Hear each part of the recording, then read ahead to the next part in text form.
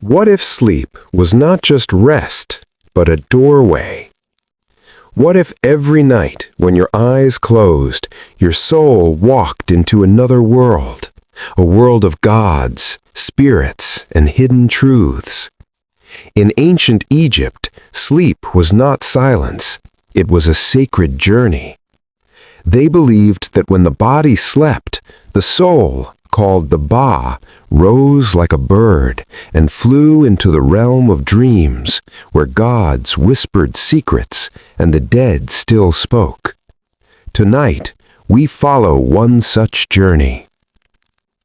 The city of Thebes, 1320 BCE. The moon hung low over the Nile, silver and heavy, as if it too were tired. Palm trees whispered in the warm desert wind. Oil lamps flickered in doorways. Priests chanted in distant temples. Inside a small mud brick house near the river, a young scribe named Khaemwaset prepared for sleep. But sleep in Egypt was never simple. Before lying down, Khaemwaset washed his hands and face with cool water from a clay jar. He believed dirt angered the gods of dreams. Then he placed a tiny amulet beneath his pillow, a green stone carved with the image of Bes, the dwarf god who chased away nightmares. Above his bed, painted on the wall, was the eye of Horus watching over him. Because in Egypt, sleep was dangerous. Demons roamed at night.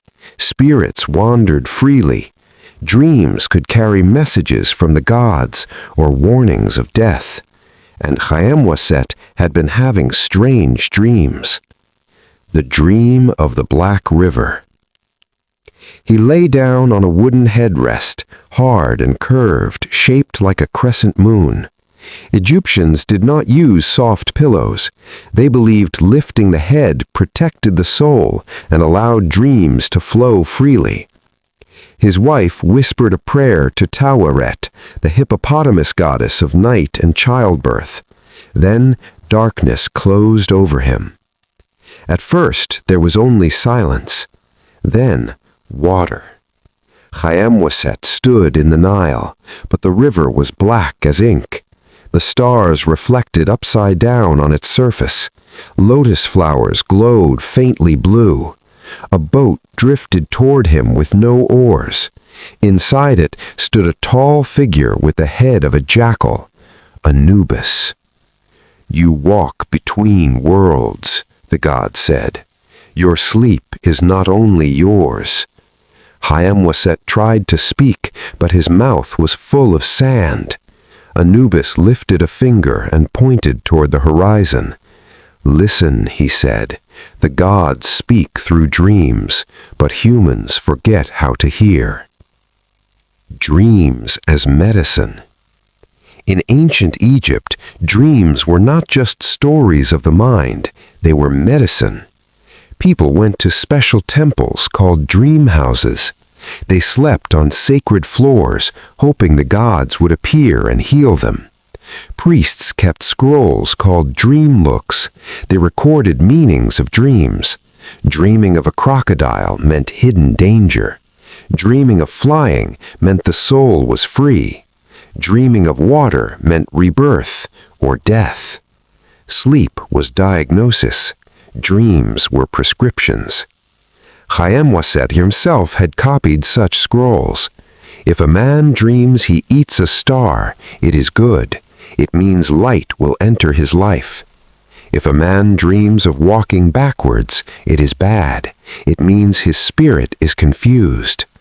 But now he was inside the dream. The night gods. As Khaemwaset drifted deeper, the sky split open. He saw Nut, the sky goddess, her body stretched across the heavens, swallowing the sun each night and giving birth to it each morning. Beneath her sailed Ra, the sun god, on his night boat through the underworld. Every night, Ra fought the chaos serpent Apep so the sun could rise again. Egyptians believed if Ra lost, the sun would never return, and sleep was tied to this battle. When humans slept, their souls joined Ra's journey. To sleep was to help the universe survive. The wooden headrest. Khaemwaset woke suddenly. Sweat covered his body. The oil lamp still burned low. Outside, a dog howled. He touched his wooden headrest. It was carved with protective spells. May your head live when you lie down. May you rise again like Ra. Beds were simple, woven reeds, wooden frames, but headrests were secret. Some were buried with the dead to protect them in eternal sleep, because death itself was called the Great Sleep, and every night's sleep was practice for the afterlife. Sleep and the dead.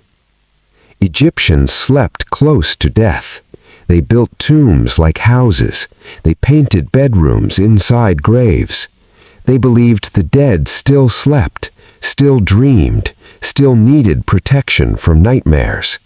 Mummies were given amulets, scarabs for rebirth, eyes for vision, hearts for memory. Even in death, the soul needed guidance through darkness. So when Khaemwaset closed his eyes, he did not only rest, he rehearsed eternity. The nightmare of the crocodile. That same night, his neighbor, a fisherman named Hori, had a nightmare. He dreamed a crocodile climbed into his bed and whispered his name. Terrified, Hori ran to the temple of Serapis. The priest read the dream book. A crocodile in bed means betrayal by the river. The next day, Hori refused to fish. By noon, another fisherman drowned. Dreams saved lives. Dreams were maps of fate. Why Egyptians feared the night. Night was not just darkness. It was the time when souls left bodies, demons walked, gods spoke, the sun died. That is why Egyptians slept with amulets, prayers, spells, lamps, painted symbols. Some even slept with knives under pillows to cut attacking spirits. Children were taught spells before bedtime. Sleep was a ritual. Khaemwaset's vision returned. As Khaemwaset drifted back into sleep, Anubis appeared again. This time he stood beside a giant scale. On one side was a heart, on the other a feather. This is not death, this is your sleep. Khaemwaset felt his soul lift from his chest. Below him, his body lay breathing slowly. Above him, the sky opened. He saw the dream river again. This is only the beginning, Anubis said. Your dreams will walk deeper into the past. The oil lamp went out. The Nile kept flowing. The gods kept watching. And somewhere between breath and silence, between flesh and soul, ancient Egypt slept. But its dreams were just beginning. The night did not end with darkness. In ancient Egypt, night was only another form of light. When Khaemwaset awoke the next morning, the sky over Thebes was painted gold and rose. The Nile shimmered like a living mirror. But his heart was heavy. The dream of Anubis had not faded. It clung to his thoughts like desert dust. So he did what Egyptians had done for thousands of years when dreams became too strong. He went to the Temple of Sleep. The Dream Temple. Near the edge of the city stood a quiet complex of stone halls and pillars. It was dedicated to Imhotep, the god of medicine and wisdom. People came here sick in body and sick in dreams. Some limped in, some were blind, some were haunted by nightmares. They did not come for herbs, they came for sleep. Inside the temple, priests led them to a chamber called the House of Dreaming. The floor was smooth limestone. The air smelled of incense and lotus oil. There were no beds, only sacred mats. People lay down side by side in silence.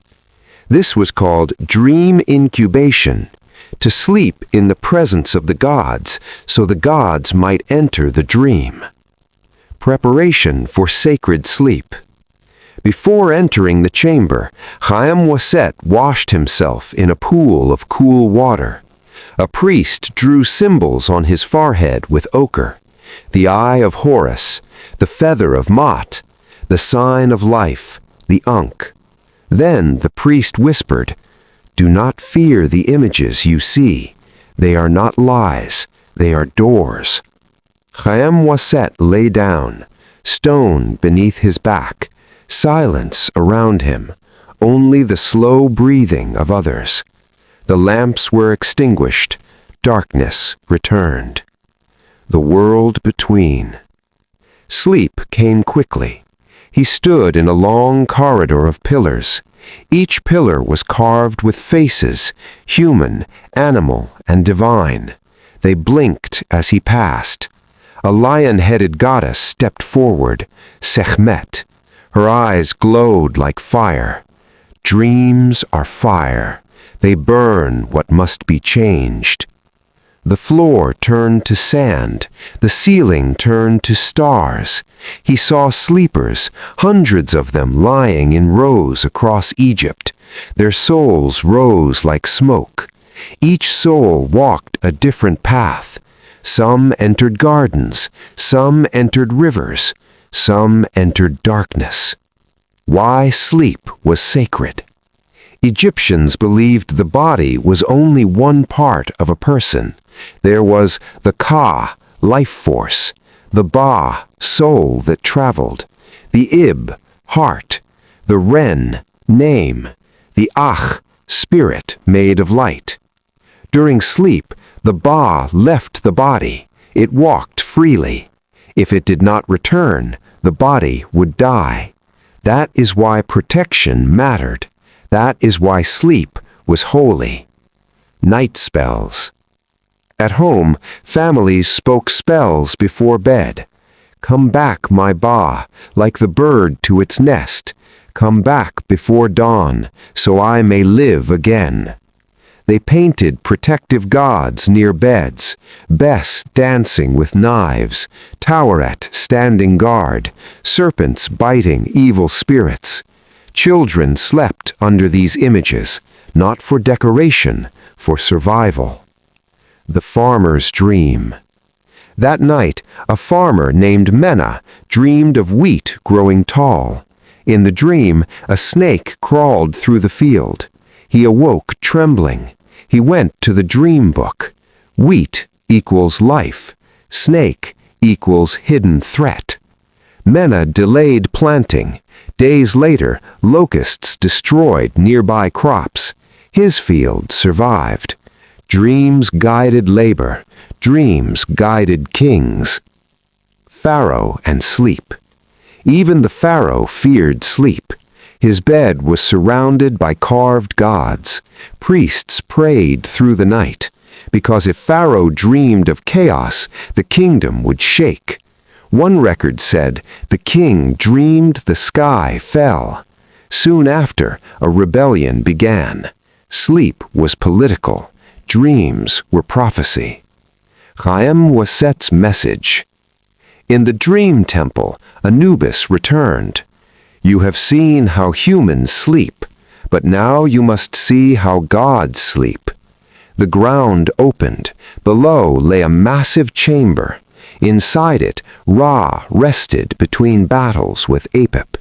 His eyes were closed. The sun was dark. If gods did not sleep, the world would burn. Even eternity needed rest. The River of Dreamers. Chaim Waset drifted over a glowing river. Souls floated like lanterns. Some turned into birds, some into fish, some into stars. This was the river of dreamers. It carried memories from night to night. It carried visions forward in time. Waking. He awoke with incense in his nose and light on his face. The priest stood over him. "What did you see?" the priest asked. "Everything," Chaim Waset said. "Then write it," the priest replied. "Dreams die when they are forgotten." Chaim Waset returned to his home and sharpened his reed pen. Outside, children laughed, boats crossed the Nile. Inside, he began to write about sleep, about gods, about the journey of the soul. He did not know yet that his dreams would soon walk even deeper into death itself, and the longest night had not yet come. Chaim Waset wrote through the afternoon. Papyrus after papyrus filled with symbols of birds, eyes, and stars. Each line spoke of what he had seen. Souls walking, gods resting, dreams flowing like rivers. But as the sun lowered, a new thought entered his mind. If sleep was a journey of the soul, then what was death? In Egypt, death was not an end. It was called the long sleep. Death as sleep. When someone died, Egyptians said, "He has gone to sleep with Osiris." They believed the dead still heard, still dreamed, still walked the night roads of the spirit world. The tomb was not a grave, it was a bedroom for eternity. Walls were painted with beds, headrests, lamps, food, water jars, servants, gardens, so the dead would wake and recognize their home, just as a sleeper woke in the morning and knew where he was. The night of embalming. That evening, a messenger came to Chaim Waset's door. "The son of Nebamun has died," he said. "They need a scribe at the house of purification." Chaim Waset followed him beyond the city to a place where white linen hung in the wind. Inside, the smell of natron salt and resin filled the air. The body lay on a stone table, still, quiet, as if sleeping. Priests wore jackal masks, becoming living images of Anubis. They did not say, "He is dead." They said, "He is resting until he wakes in the west." Preparing the sleeper. The priests worked slowly. They washed the body with palm wine. They removed what would decay. They filled the body with scented oils, all while chanting, "Awake in the sky, awake in the earth, awake in the world of gods." They wrapped the body in linen, like layers of night around a dreamer. Between the wrappings they placed amulets, a scarab for rebirth, an eye for sight, a heart charm for memory, a knot of Isis for protection, because the dead man would dream, and dreams in the afterlife were more dangerous than dreams in life. The Book of Night. Chaim Waset copied spells from a sacred scroll. Spell for not losing the way in sleep. May my Ba find my body. May my shadow not be stolen. May my heart remember my name. They feared a soul could wander too far and forget who it was. Then it would dissolve into dust and stars. To remember one's name was to live. The first night in the tomb. When the burial was finished, the family placed lamps inside the tomb. Food was laid on a stone table. Beer, bread, dates. They whispered, "Sleep well, dream well, wake to the sun." The tomb door closed. Darkness fell.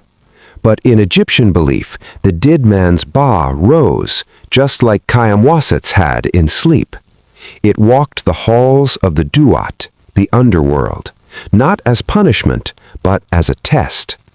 The dream of judgment. That night, Chaim Waset dreamed again. He saw the dead man standing before a hall of fire and stars. At the center stood a scale. On one side, a heart, on the other, a feather. Ma'at, goddess of truth, watched silently. Anubis placed the heart. Thoth wrote the result. If the heart was heavy with lies, a monster waited. If it was light, the dreamer passed and entered fields of peace. This was not death, it was awakening. Why the dead needed beds. In tombs, archaeologists would one day find beds, headrests, pillows of stone, blankets of linen, because the dead were thought to sleep, just like the living. But their sleep lasted longer. Every night, the dead joined Ra's boat. Every morning, they rose with the sun. The cycle of sleep became the cycle of eternity. Children and the fear of night. Children in Egypt feared bedtime. They were told stories of snakes that entered dreams, of shadows that stole breath, of spirits who whispered names. So mothers sang, "Sleep, little star, Nut will hold you, Ra will find you, Bes will guard you." Sleep was wrapped in myth, so fear could be shaped into story. The silent sleeper. Khammam-Waset visited the tomb again 3 days later. He placed his hand on the stone door. Inside, the body lay wrapped, but in his mind's eye, he saw the Ba walking among reeds under a sky that never darkened. He whispered, "Do you dream?" The wind answered. The meaning of sleep. He finally understood. Sleep was not rest. Sleep was rehearsal. Rehearsal for death, judgment, rebirth, eternity. Every night trained the soul to leave the body and come back safely. Those who slept without fear would die without fear.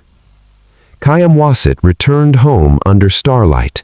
His wife was already asleep, her breathing slow, her soul wandering. He lay beside her and watched the ceiling shadows move. Somewhere, Ra battled the serpent. Somewhere, the dead walked fields of gold. Somewhere, dreams were being written into the future.